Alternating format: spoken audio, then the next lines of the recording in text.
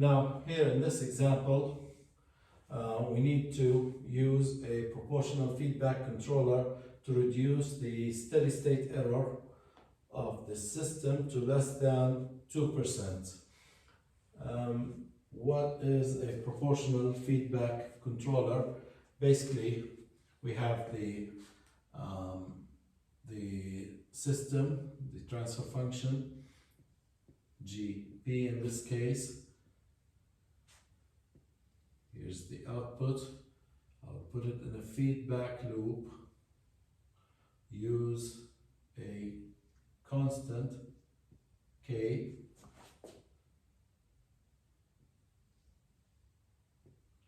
Input. Feedback. Now the controller, this is the controller and this is the plant or the system.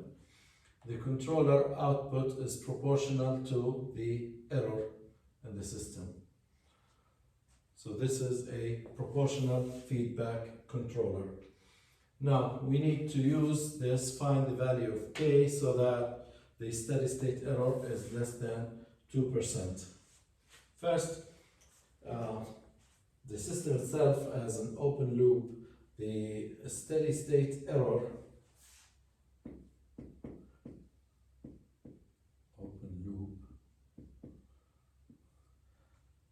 steady state error is G of 0, which is in this case 1 divided by 2, that is 0.5, which is basically 50%.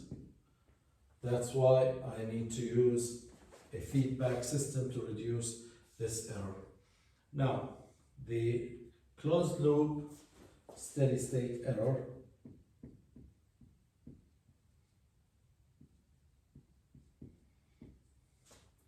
ESS is 1 divided by 1 plus G of 0. Now, G is the transfer function in the forward branch, so that's K times S cubed plus 4s squared plus 5s plus 2. That means that the steady state error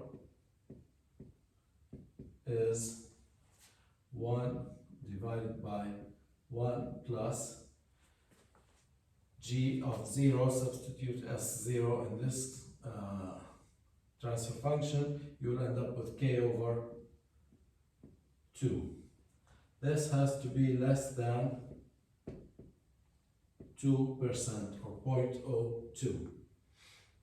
So the value of K must be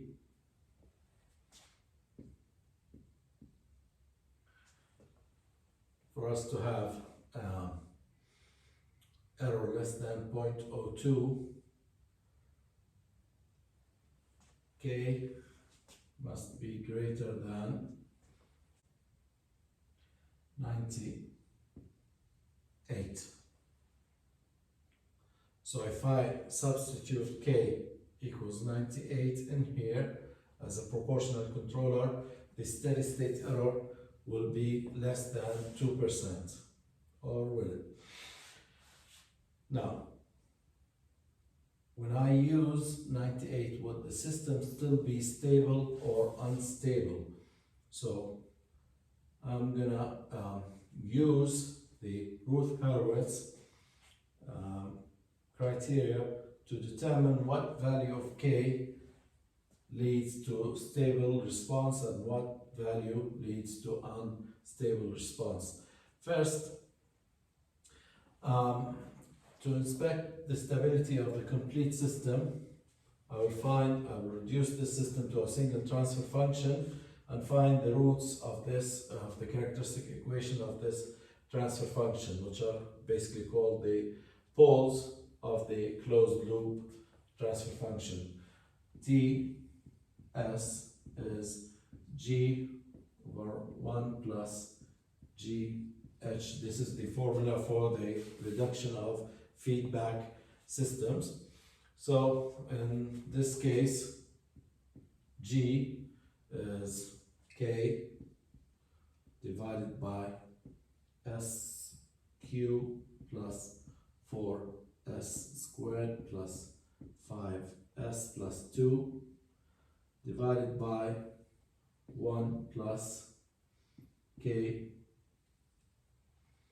SQ plus 4S squared plus 5S plus 2 times H in this case is 1. So the reduction here is going to be K divided by SQ plus 4S squared plus 5S plus 2 plus K. So now my characteristic equation that leads to the poles of the closed loop system, Q is SQ plus 4S squared plus 5S plus 2 plus K. And let's see what value of K leads to roots in the negative half side or the left half side, and what value leads to positive roots. So I'm going to use Routh Hurwitz array to determine that. So now here's my characteristic equation, the polynomial SQ plus 4S squared plus 5S plus 2 plus K. The highest power here is SQ, S squared, S1, S0. Coefficient of SQ is 1. Skip square and go to S power 1. Coefficient is 5. Skip S power 0 to nothing. S squared, the coefficient is 4. S, skip S1, S0. This constant term is all multiplied by S0. It's a constant term. So this becomes 2 plus K. It's a common mistake that people would just skip terms and use 1, 5K and 4 and 2. No, the 2 and K are both constants, so they are both power S0. So now B1 is negative 1 divided by, here's B1, the column right above is 1 and 4, so 4 goes out here, and the column after is 5 and 2 plus K, and that's 2 plus K minus 20, that's minus 18, so 18 minus K divided by 4.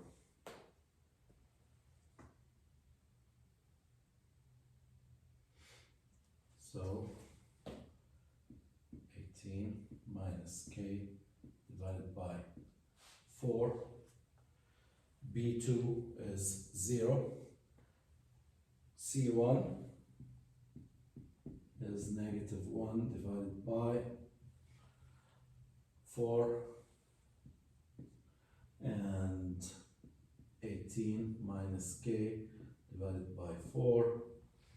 18 minus K divided by 4. And above is 2 plus K and a 0, and this evaluates to 2 plus k.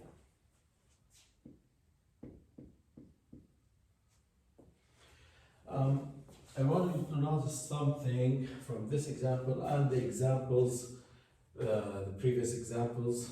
I want you to go back to the previous examples and notice something, that the Routh array, every 2 rows, the Routh array gets shorter by one item, one coefficient. It looks like stairs, and every 2 rows we lose one column. And also, always the corner element here is the same. The corner element is always repeated. So whenever you have different corner elements, you know that you have done something wrong. Go back and check your calculations. But the Routh array always gets shorter by one element every 2 rows, and the corner elements are always equal. So now, for this system to be stable, I should not have any sign change in the first column. So I should have no sign change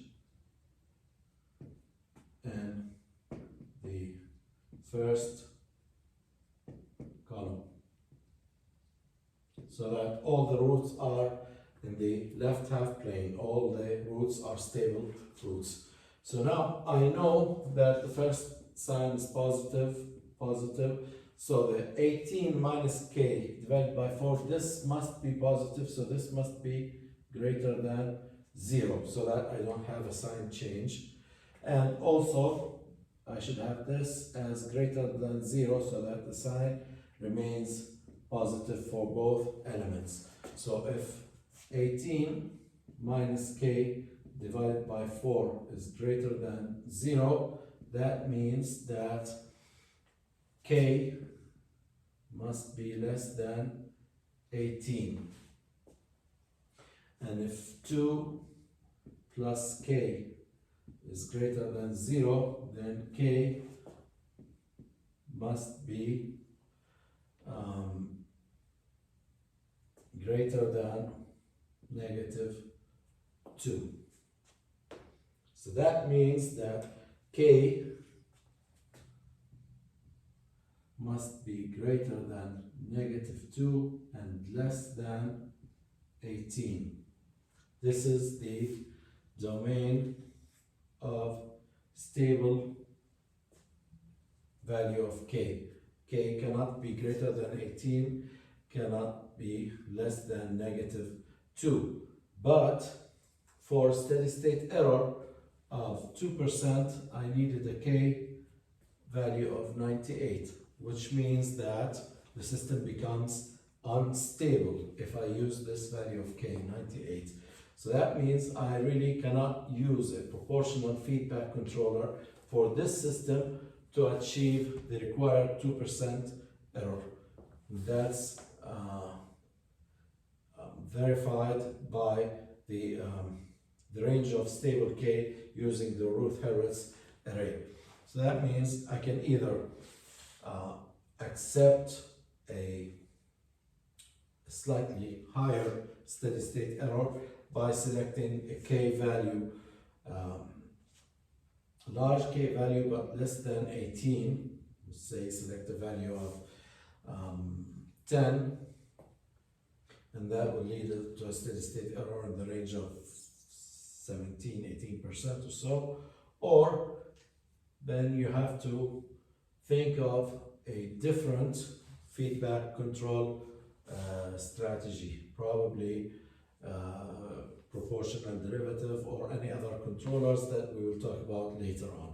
But for this case, a proportional controller will not lead to a 2% error because of the allowed range of values for the value of k, which is the constant of the feedback controller.